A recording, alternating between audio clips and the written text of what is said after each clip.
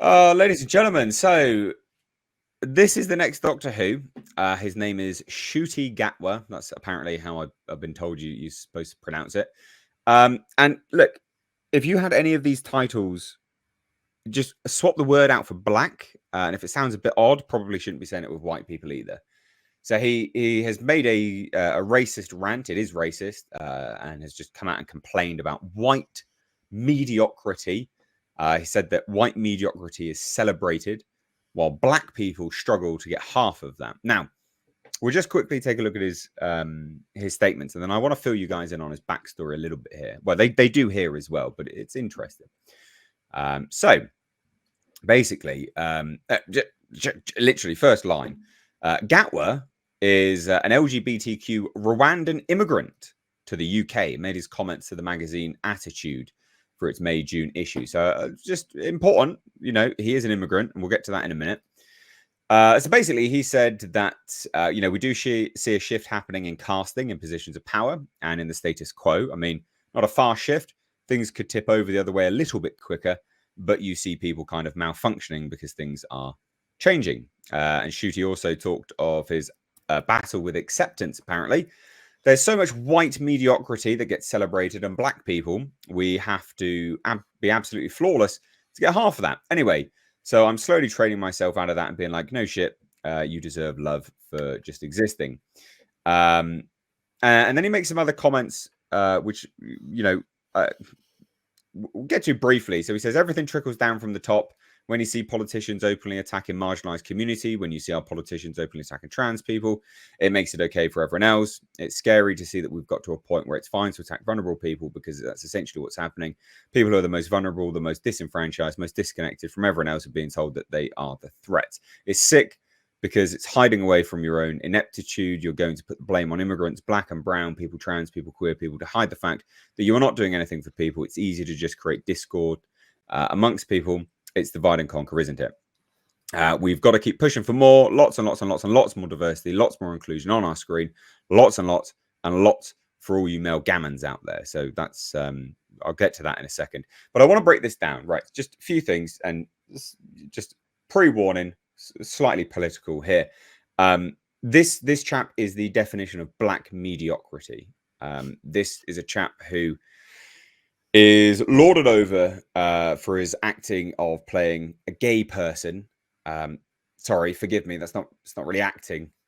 If he could play a convincing straight person, then I would potentially say, hey, maybe he's got some potential as an actor. He is hired purely for his immutable characteristics of being black and also being gay. That is the definition of mediocrity. He's a terrible actor. And he's also a parasite. So I like to use this term because when people who have come to any country, it could be your country, it could be my country, it could be any country, they come off the back, they leave a country. So he is a Rwandan immigrant. He left that country for a reason, and he came to a white, an Anglo-white country, and he got his start in life based on white people's generosity. And it's incredibly distasteful when a parasite, because that's what he is, someone who contributes nothing to the grander scheme of the social fabric, just merely absorbs, consumes, and takes from it, pisses in the face of the individuals, the individuals, I mean, the sort of general populace that gave him his leg up in life, because without this country, he wouldn't be in the position he is, quite literally, because he is an immigrant. He came here, he was an asylum seeker. So yeah, it's very annoying. It's very, very frustrating. To claim that there's a lot of white mediocrity out there is just demonstrably false, because we have DEI initiatives, which he even bangs on about here. More inclusion, more diversity, more black and brown people, more trans people, more queer people. I mean, he's just racist even in his own statements. Like, you need more diversity because you need more black and brown people. Are they more than, are they more than just their skin? Surely. I mean, I think of people more on a more nuanced level than merely their skin tones. This chap very clearly doesn't. It's incredibly distasteful. But like I said, there's more black mediocrity out there in the sort of media sphere at this point in time. And it's not to say there's no great black actors. Obviously, that's just a pathetic statement. Clearly, there are. But when you have DEI initiatives, and this is not just in the media sphere, it's in anything, you narrow your catchment pool because you are looking to have a quota of a specific number, and they will force through that quota, and you will get individuals who just quite frankly should not be in the job. Who's your favorite white NBA player? Well, yeah. Well, there you go. Well, you need some more diversity in the NBA. And also this nonsense where he says about politicians attacking people. This is nonsense. In the UK, trans people, black people, this is the protected class in the UK, guaranteed. So very frustrating. His statements are wrong, demonstrably so. And here's the definition of black mediocrity. He's a racist, and he should be labeled as a parasite because that's what he is. He got his start out quite literally because of white people's kindness.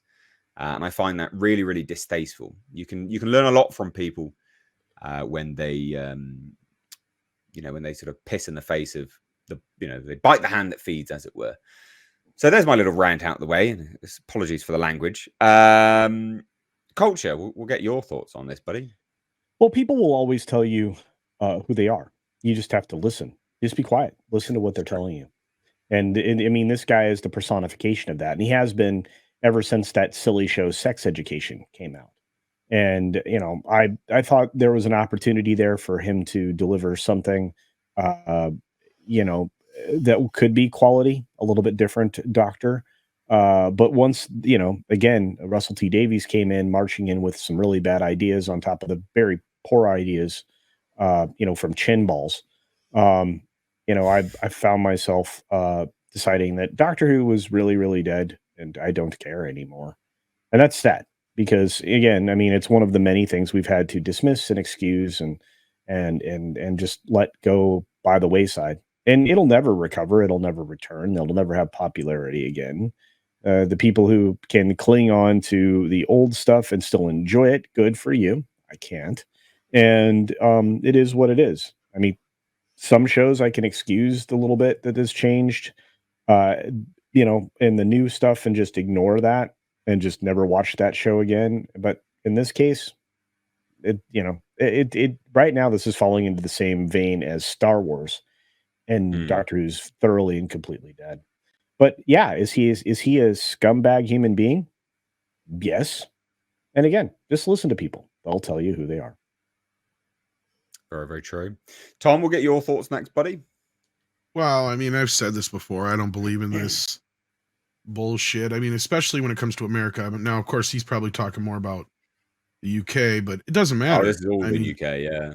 Yeah, I was going to say, it doesn't really matter. It's the same kind of difference, I'm sure, there as it is here. Now, maybe there's a few things there that are a little more difficult, but I don't know. I've never been there. But I hate it when somebody comes from another country and starts griping about the country they're in. It's like, then either go back to where you came from or find someplace else to go. And any actor who's going to sit there and gripe about being limited in any way, well, then clearly you're too flamboyant and you can't play any straight roles, right? So that's your problem, not the industry's. And, I was making a point earlier with like, who's your favorite current white basketball player?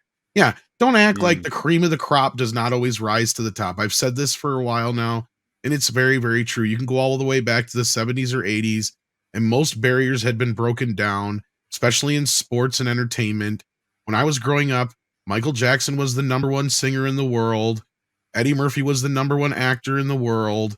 And then Bill Cosby was the number one actor on television and highest paid actor on television.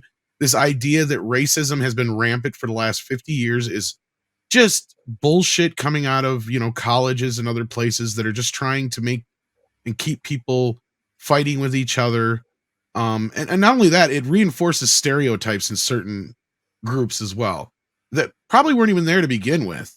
And, it's ridiculous. And for somebody to come over here and say this shit, or over to your country and say that shit, I mean, I'd be offended too, because I get offended every time I hear some asshole say it about America as well. It's like, you realize that America is one of the freest countries in the world, and you have every opportunity in the world as long as you bust your ass and work That's why for they it. go there. That's the thing. Exactly. Ain't nobody They going to go there because stop it's you. free, and they come here because they get free stuff.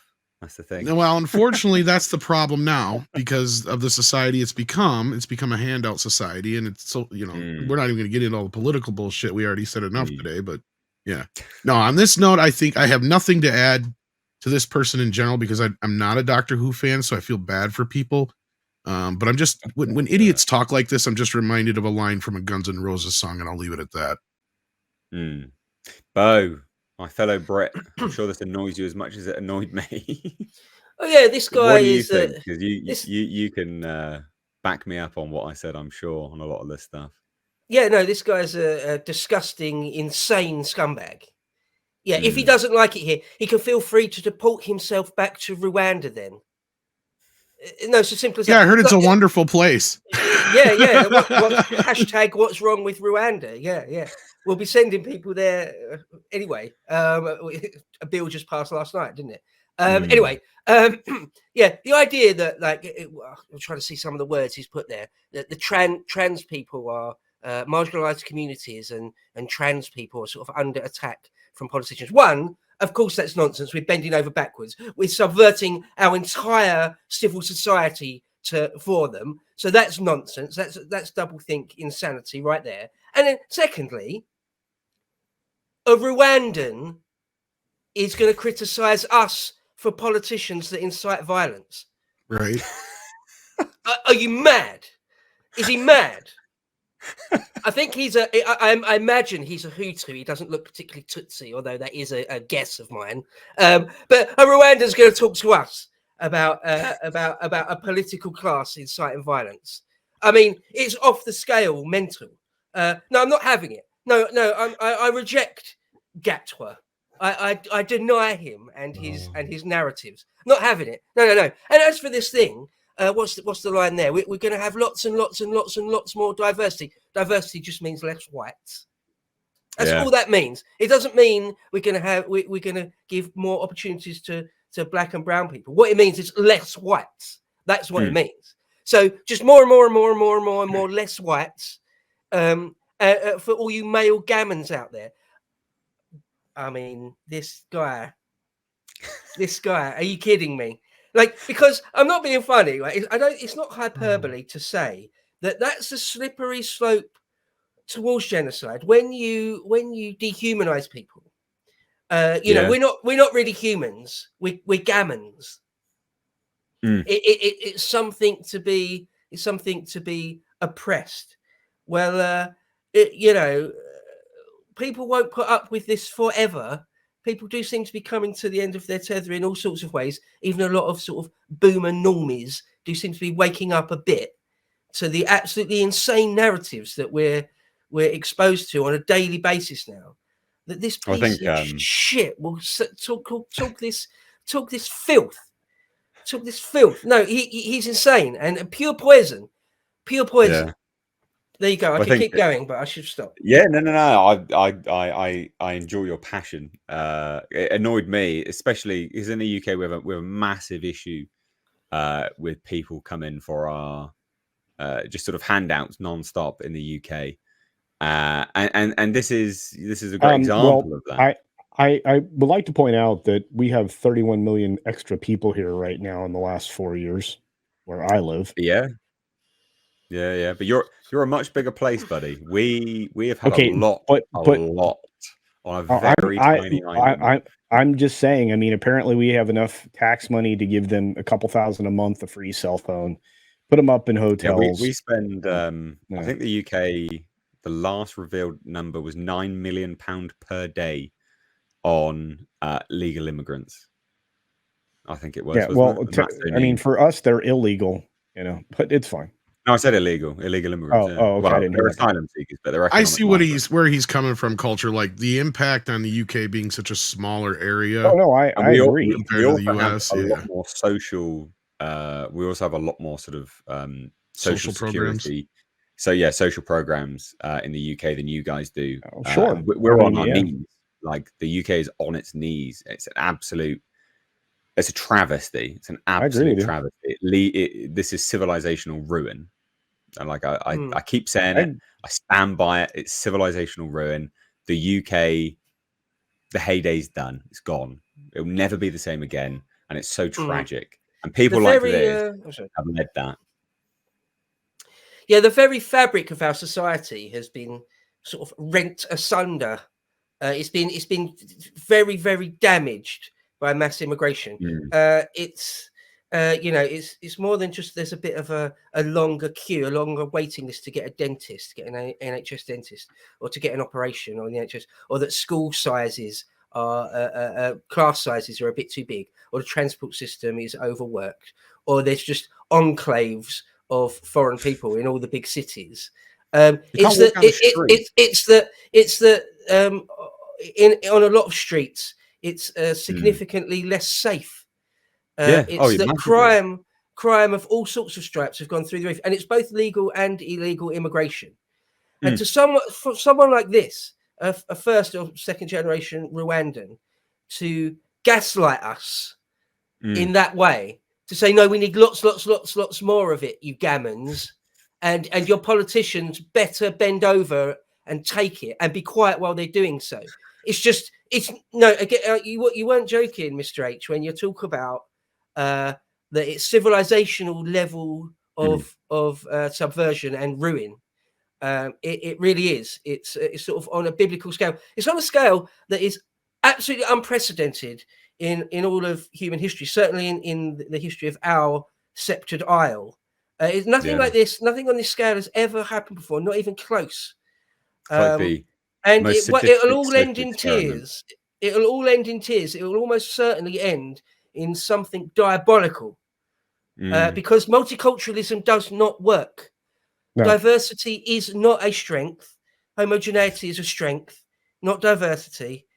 Never in history can you throw people together with such different values, such different demographics, with such polar different values, and expect them to get on forevermore without any sort of disruption. It's not going to happen. It's not how humans are. It's, need we look at the early 90s Rwanda to see the irony, right? The irony, right there. To see that even people that are extremely similar ethnically and culturally still wind up butchering each other. I mean, this guy can choke on his words. Yeah. Well, there you go. We do have some super chats about this particular topic. So Mr. Will Guitar dropped in £10, and I will say, Mr. Will Guitar, my dude, please do send it via Streamlabs next time, because YouTube took £3 from you there. And says that shooty comments made me roll my eyes. My initial thought was, so few people care about Doctor Who now that it's a desperate Hail Mary to get people talking about the show by any means. And also, fan of the Lotus Eaters, Mr. Will Guitar says Lotus Eaters are cool. Yeah, I don't know. I don't know if it is a sort of a desperate Hail Mary, but they are starting to come out with it, aren't they? So, yeah, maybe it is. I don't know. Or the thing about these people, they're so blinkered in their worldview that they genuinely think that a lot of these comments are fine. They're just like, yes, fine. Like, I'm on the right side of history here. They don't think that their comments are controversial. So I actually don't know if it is a Hail Mary there, Mr. Will Guitar. I don't know. I think these people are so stupid. They genuinely think that what they're saying is fine, even though very clearly it's not. Nate, how much longer do you think this show is going to last? I mean, I thought it would be dead after. I think it's done after the second season, isn't it? They've already announced that they're changing the companion, but they've also got Disney. Disney gave them a whole bunch of money, so Disney got their fingers in every pie. My God. Yeah, sorry, Disney, Disney gave them bought distribution rights for it for the US, so they've got a massive budget now, rather than just the British taxpayer paying for this bunch of shit. So I don't know. May I pipe up again? Yeah, of course. Yeah. Just to say there where you said again, I think these people are stupid. Again, if I had to put money on it, I would say no. It is sort of deliberately malevolent. That there's these ideas of critical theory, critical race theory, various ideas that no, there is something inherently evil about whiteness, the concept of whiteness. It is a conceptual level. It's wrong. There's something evil and wrong with it.